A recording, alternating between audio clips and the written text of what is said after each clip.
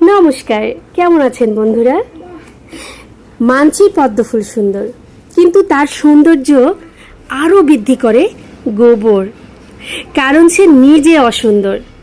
তাই আপনার সাথে যে খারাপ করছে, আপনাকে অপমান করছে, আপনার নামে নিন্দা করছে, তাদেরকে প্রতি উত্তর দিতে যাবেন না।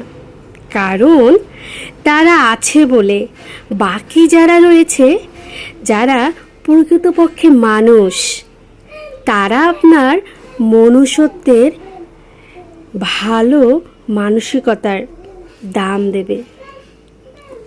তাই সবাইকে প্রতি উত্তর দিতে যাবেন না।